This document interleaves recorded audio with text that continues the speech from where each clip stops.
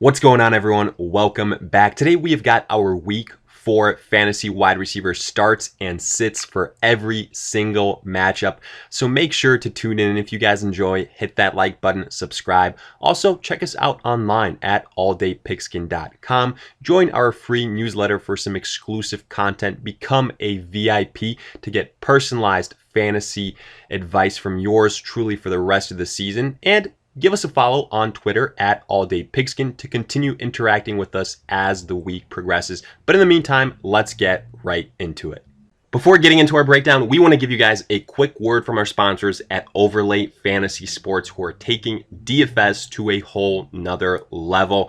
And we specifically want to highlight their all-new matchup shop, which is absolutely electric. And trust us, folks, we've been using Overlay Fantasy since the start of the NFL season, and it has been an absolute blast because let's face it, betting on the same old Team A versus Team B, spread picks can get a little bit boring. So why not spice things up a little bit? The matchup shop function at Overlay Fantasy Sports does exactly that, as it allows you to pick between individual player matchups and who you think at the end of the day will have better fantasy production. So take advantage of that. You guys are doing all of this homework to begin with for your fantasy squad, so why not have it benefit your wallet as well? You can pretty much bet on any single matchup that you want. Leading up to Thursday Night Football, you can go running back versus running back in the Denver Broncos versus the New York Jets. And as long as you think that a certain player will have, let's say here, Melvin Gordon and Frank Gore within 11 points of fantasy production, then smash that buy button. But maybe you don't want to focus in on that matchup. No problem. Overlay Fantasy has other options as well. From quarterback matchups to wide receiver matchups, it is all there. The spread picks works exactly like you are used to when betting other sports, so no worries there. And if you guys want to add a couple picks to a single betting slip, then that works as well. Get that parlay going to win big. And right now, take advantage of some other sport options as well. Not only the NFL, you've got golf, MLB, and NBA. There are plenty of opportunities here to make some money. So take advantage of this incredible situation and the awesome matchup shop function within Overlay Fantasy. Starting on Thursday night, we have got the Broncos at the Jets, and the only wide receiver that I have remote interest in playing here would be Jamison Crowder, who is expected to return back from injury, and what he brings to the table is volume and lots of it. I have him ranked higher in full point PPR scoring because he should get a lot of receptions, maybe even if the yards aren't there, should have a relatively safe floor in PPR scoring. We saw that in week 1, regardless of how bad the Jets struggle. Darnold focuses in on Crowder, and I think that will be the case yet again here.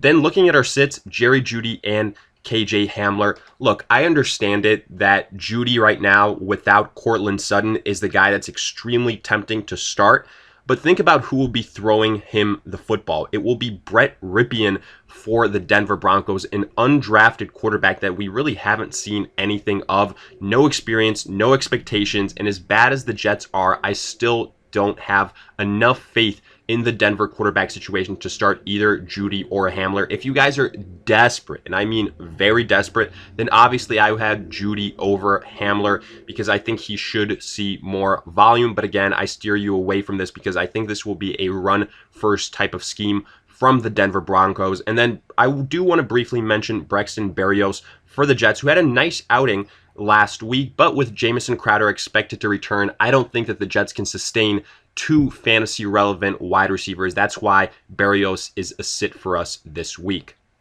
Next, we've got the Saints at the Lions, and obviously we've got Michael Thomas listed as a start, and that is expecting him to play. That's why you've got the asterisk there. If things take a turn for the worse and the injury is re-aggravated and Michael Thomas ends up sitting, then the wide receiver that we would be looking at is Emmanuel Sanders. Then you'd obviously see that flip from Sanders as a sit to a start. We kind of saw him have a nice little game this last week versus the Packers. I definitely think that he could do it again if Michael Thomas sits versus the Lions. The Lions defense isn't all that scary. But right now, the way that we see the situation playing out is Michael Thomas returns as the wide receiver 1, and then really Alvin Kamara is that next best pass catcher on the team. That's why we've got Sanders to sit. But for the Lions in a game that'll probably require them to pass the ball a lot to stay in it, I like Kenny Golladay. I like Marvin Jones. Golladay is the wide receiver 1. We saw it last week. He's the more trustworthy guy, but I do think Marvin Jones is a decent low-end wide receiver 2 as well. Next up, we've got the Chargers at the Buccaneers. We're starting Keenan Allen. As long as Justin Herbert is under center, Keenan Allen, especially in full point PPR scoring, you could make the case is a low-end wide receiver 1. He just gets so much volume. That's why even in a tough defensive matchup here versus the Buccaneers compared to the Panthers of last week, Keenan Allen should get a lot of opportunities. I see him as a mid to high-end wide receiver 2 this week. And then for the Bucs, I'm starting Mike Evans, a mid to high-end wide receiver 1 for the week, as Chris Godwin is expected to miss a week or 2 for the Buccaneers. And last time Chris Godwin missed a game, Mike Evans had a relatively successful outing. I think he can do the exact same versus the Chargers. Then as far as our sits, Mike Williams. Right now, I just don't see Mike Williams getting enough volume. After Keenan Allen, Hunter Henry, and Austin Eckler, Mike Williams is 4th on that list. So for that reason, we are sitting him. And then also sitting Scotty Miller of the Buccaneers. You know, he was a popular waiver wire pickup last time Chris Godwin was expected to miss some time, but really didn't do all that much with that opportunities. I still think Mike Evans and then the tight ends will be the guys that benefit the most, and then potentially the running backs if this game becomes a blowout. So for that reason, due to game flow, I'm sitting Miller. Moving on, we've got the Jaguars at the Bengals. DJ Chark is expected to return in this game, and if that's the case, I will play him as a mid-level wide receiver 2. I do think that this isn't all that bad of a matchup for the Jaguars. I expect Gardner Minshew to have a better game than compared to what he did versus the Miami Dolphins last week. Then for the Bengals, Tyler Boyd, AJ Green. Tyler Boyd is looking like the wide receiver 1 on this team. The guy that you can rely on, the safest play, you know, a high-end wide receiver 2. For the Bengals, their second wide receiver, AJ Green, arguably a bigger name, but he hasn't gotten it done up until now. I would say this would be probably the last time I give him a go as a start. If he can't get it done versus the Jaguars, then we have got some concerns. But with the amount of times that Joe Burrow is throwing it, the opportunity should be there for AJ Green. I've got him as a low-end wide receiver 2. Then our sits, I'm sitting Keelan Cole. It's pretty clear to see that the main wide receiver that we can trust for the Jaguars is DJ Chark. Yes, Cole might have, you know, a small little run here or there, but again, I don't see that continuing. I've got him as a sit. And then T. Higgins, I know he's coming off a really nice game, the rookie, but without that touchdown success, I don't see it being all that successful. So for that reason, I think he returns to the norm, probably doesn't find the end zone. AJ Green maybe is that second best target for Burrow. I've got T. Higgins as a fade, but if we see maybe Higgins emerge as a favorite over Green in this week 4, we could potentially be seeing a swapping of the guard here, so keep an eye out for that. Then we've got the Vikings at the Texans. We're starting Adam Thielen. He's our best option here, and I know he just got outplayed and outproduced by Justin Jefferson, who you also, for the first time, probably see him as a start, and that's because we finally saw the Vikings give him a chance as that number 2 wide receiver. If that continues versus the Texans, I like the chances for Jefferson to be a low-end wide receiver 2. He was the rookie wide receiver that we were the most excited about heading into this season. We'll see if that continues, if he can go ahead and put together, you know, a successful outing after his breakout performance last week. But again, don't be expecting the same type of output. Otherwise, you'll probably be sorely disappointed. As far as the Texans, this Vikings defense shouldn't scare anyone, and I think the Texans will finally have that bounce-back game, potentially get that first win of the season. Will Fuller is the guy that you want to start out of all the available wide receivers for the Texans.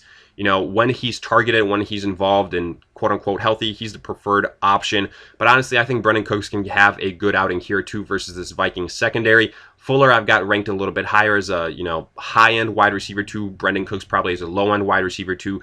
And I've got Cobb listed as a sit because even though he had a huge game in week 3 and some people might be tempted to start him, I think you will see some more David Johnson in this outing. So for that reason, I'm sitting Randall Cobb.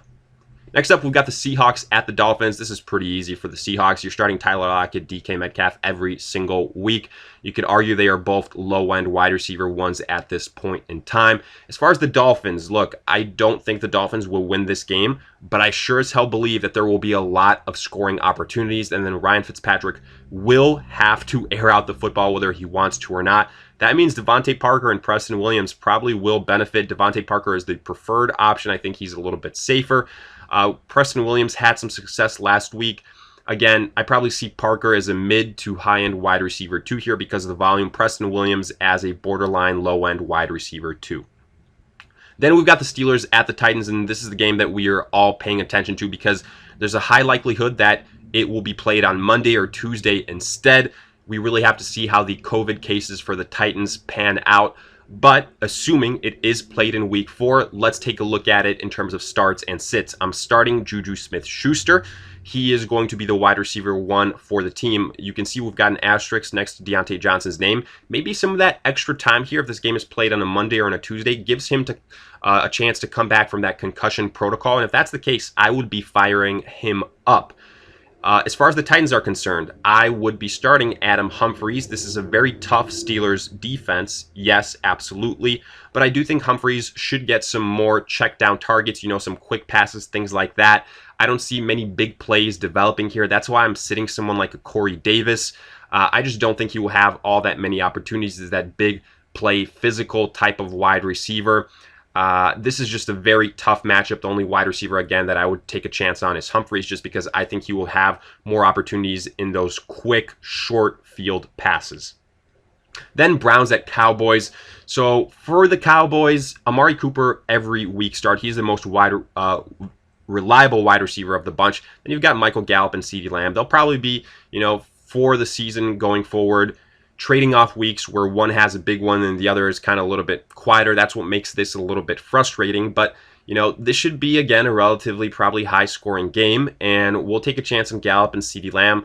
Until one of these guys separates themselves, you probably have to arguably call both of them low-end wide receiver 2s. Amari Cooper, a high-end wide receiver 2, low-end wide receiver 1. And then for the Browns, just because I think that the Cowboys will put up a lot of points, I'm going to play Odell Beckham and Jarvis Landry as volume-based wide receivers. I think they're probably both low to mid-level wide receiver 2s. Beckham is just way too touchdown dependent. Jarvis Landry is more of a PPR type of wide receiver, and both of them have to deal with Baker Mayfield. So for that reason, if you need it, you play them, but lower your expectations. And then we're sitting Cedric Wilson coming off a huge game. But look, you take away the touchdowns, not all that impressive. Make no mistake about who the top 3 options here are for the wide receivers. For the Cowboys, Cooper, Gallup, CeeDee Lamb, Cedric Wilson, that was kind of a situation of a one-off, so we're sitting him in week 4. Next up, we've got the Cardinals at the Panthers. DeAndre Hopkins is a must-start every single week. Kyler Murray looks for him pretty much every single play. He is getting targeted like nobody else, and he's making the most of it, and this Panthers defense will not stop him. I am sure of that, so I love Hopkins as a high-end wide receiver 1 this week.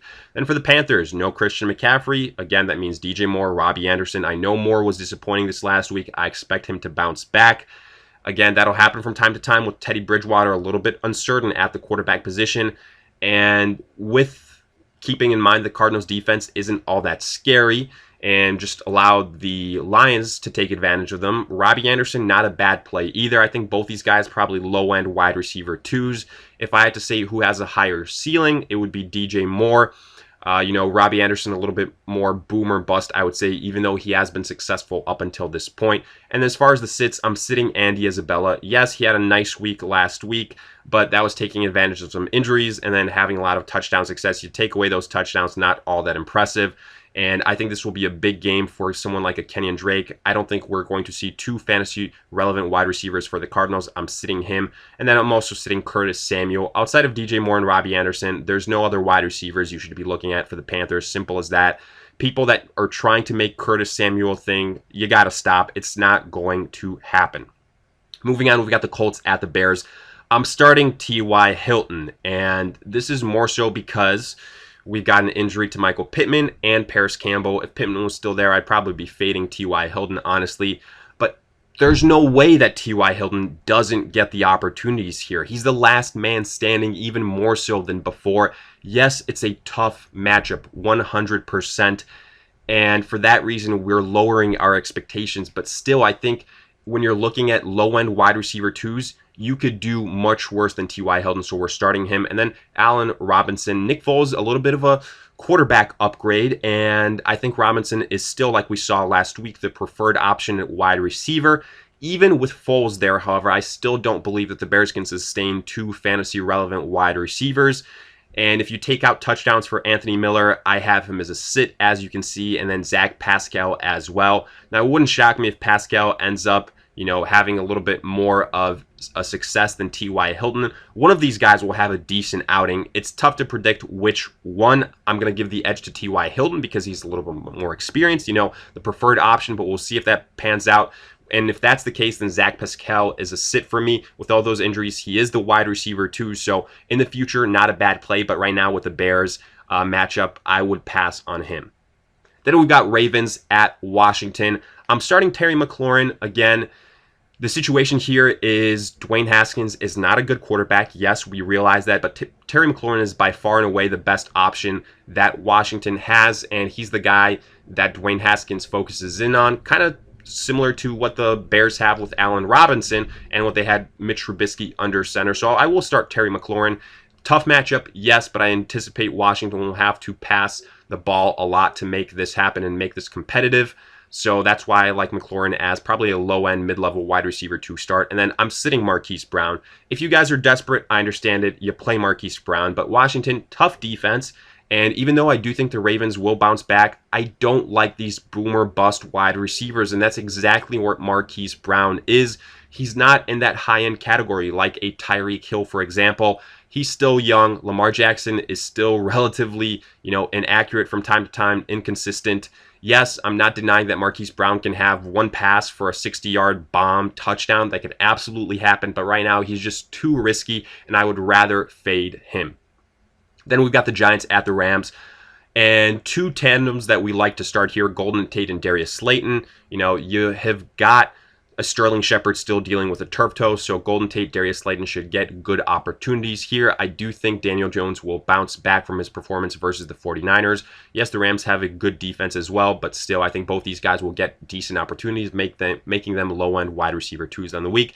And then Cooper Kupp, Robert Woods, high-end wide receiver twos. Maybe one of them sneaks into a low-end wide receiver one. For this matchup, the Giants defense doesn't scare us. I anticipate one of these guys will have a relatively big outing, and honestly, I think both guys versus this matchup have a relatively safe floor. Then we've got the Patriots at the Chiefs, and again here, the only guys that I really trust, Julian Edelman and then Tyreek Hill respectively. Edelman is the guy. Yes, he had a tough week 3, but that was a game where we saw guys like Rex Burkhead and Sony Michel featured. I do think the Patriots will have to air out the football here a bunch to keep up with the Chiefs. Edelman is the guy that I prefer. He's the safer option. And then for the Chiefs, Tyreek Hill, again, similar as other guys that we've mentioned. He is a little bit boomer bust, no doubt about it, but he is the preferred option after Travis Kelce on this Chiefs extremely high-scoring offense. I like Hill here. Then our sits, N'Keal Harry, Damiere Byrd. Yes, one of them probably will have, just due to the circumstance and due to volume, a decent outing, around 10 to 15 points, but it's so hard to predict which one. I'd rather sit both of them. And then for the Chiefs, Sammy Watkins, Mecole Hardman. You saw with Mecole Hardman, one big play, one big touchdown last week, but two boomer busts, so I'm sitting him. Sammy Watkins, too inconsistent after week 1, hasn't really done all that much, so I'm sitting him as well. Following this, we've got the Bills at the Raiders. I'm starting Stephon Diggs, and I'm starting Cole Beasley. Tentatively not expecting John Brown to play. That's why I've got Cole Beasley as that wide receiver 2 on this team. I think Josh Allen will continue to do his thing. Raiders defense doesn't scare me all that much. Both these guys should have relatively good opportunities. For the Raiders, there's so many injuries here to their top 2 wide receivers. Other than Darren Waller, who's a tight end, who can you rely on? I think that probably means Hunter Renfrow. That's why I've got him as a tentative start. He could do something sneakily here and deliver some decent mid-level wide receiver 2 numbers. We'll see. As far as the sits, Gabriel Davis, I know he had a decent outing last week after John Brown exited, but I continue to say Cole Beasley is the next option up here for the Bills. I don't think we're going to see 3 fantasy relevant wide receivers for the Bills. And then I'm sitting Nelson Aguilar. Look, don't get cute here. I realize there's a couple of injuries to the wide receivers for the Raiders, but I do think Renfrow is the preferred option, and it stops after him. Nelson Aguilar, otherwise too inconsistent. Following this, Eagles at 49ers. I'm starting Greg Ward. I actually think Greg Ward can be a relatively sneaky good start. So many injuries to the wide receivers for the Eagles. Deshaun Jackson. You've got Rager injured as well. Dallas Goedert injured. Ward should see some opportunities. We've seen him before late last season be an impact player. I think he can do it again here versus the 49ers. And then for the 49ers, assuming Jimmy Garoppolo plays, I think Ayuk and Kendrick Bourne can be decent low-end wide receiver 2s. Other than these 2 guys, if George Kittle plays, then one of them will have a lowering in terms of expectations. But if the 49ers want to play it safe and Kittle doesn't play, and with someone like a Jordan Reed injured, some of these wide receivers will have to step up. Deebo Samuel's not expected to play, so I'm looking at these 2 names for the 49ers, low-end wide receiver 2s. Finally, Falcons at the Packers. You're starting Julio Jones, Calvin Ridley every single week. Julio did not play last week. Not really all that of a surprise, but he is expected to return. This Packers matchup does not scare me. I anticipate the Falcons will be down. They will have to air it out. Jones, Ridley, wide receiver 1s. And with Ridley potentially becoming the wide receiver 1 on this Falcons team this year, as we've seen. For the Packers, they're taking advantage of a horrendous Falcons defense, which means Devontae Adams, similar to Julio Jones last week, missed his matchup, but I anticipate he will return. He is a must start. Allen Lazard quietly has been putting up good numbers. I think he's done enough to make him the wide receiver 2 on this offense. This will be a very good test for the Packers. I still think there's a little bit of risk to playing him. I will mention that because the Falcons defense is so bad that I think we could see a relatively balanced attack offensively from the Packers in terms of rushing and passing. But Allen Lazard, not a bad option as that wide receiver 2 potentially in this game for the Packers. As far as our sits, Russell Gage, I'm going to sit him, coming off that concussion, not all that confident in the situation. And then MVS for the Packers, I think he is now trending towards the number 3 wide receiver for Green Bay. So that's why I will sit him here. So with that, we wrap up this week 4 start and sit breakdown for our wide receivers. And as always, let us hear it in the comment section. Did you agree, disagree, along with any other start or sit questions you might have? We will do our best to answer them. And in the meantime, if you enjoyed, hit that like button, subscribe. Check us out online at alldaypigskin.com. Join our free newsletter for exclusive content. Become a VIP to get personalized fantasy advice from yours truly for the rest of the season. And give us a follow on Twitter at alldaypigskin to continue interacting with us as the week progresses. And in the meantime, we'll see you guys in future videos.